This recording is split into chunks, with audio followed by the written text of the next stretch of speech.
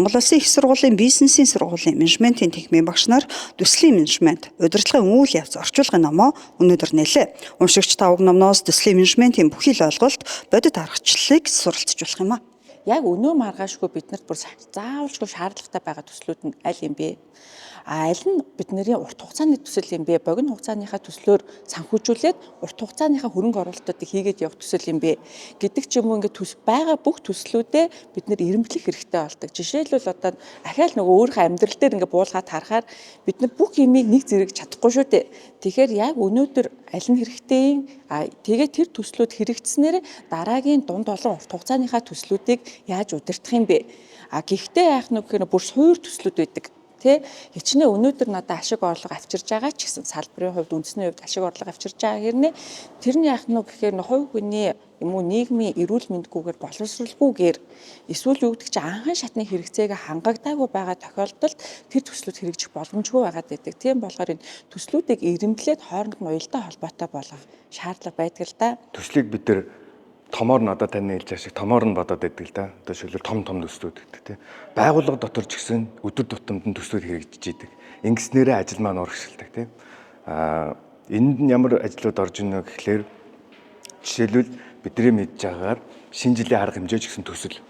Яг тэгэхээр тэнд тодорхой хэмжээний нөөц хуваарлагдаад тэгээд санхүүжилт олгоод эхлэх цагтаа дуусах цагтаа явдаг учраас энийг төсөл гэдэг.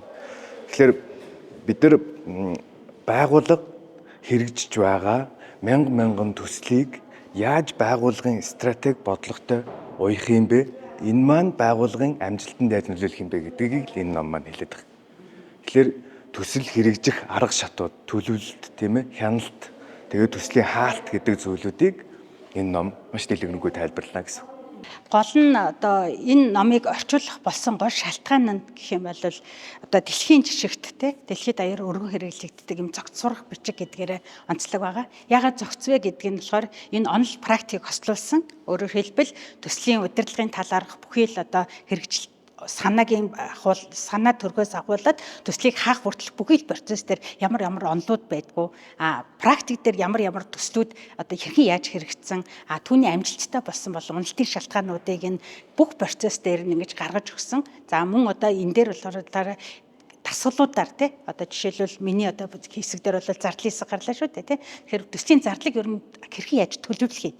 Хэрэгжилт нь хэрхэн яаж хянах юм? Эргээгээд явах гэхээр хэрэгжээд дуусныхаа дараа үр дүнгийн яаж үнэлэх юм бэ гэдэг бүх процессуудыг ингээд тасгалаар бас баяжуулаад өгсөн. Өөрийгөө шалгах юм бас кейстэй ийм сурах бичиг байгаа даа.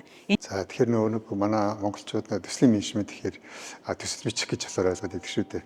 Энэ хүү сурах бичиг маань болохоор төслийн үйл явцыг болохоор удирдах гол одоо сурах бичиг гэж ойлгож болно.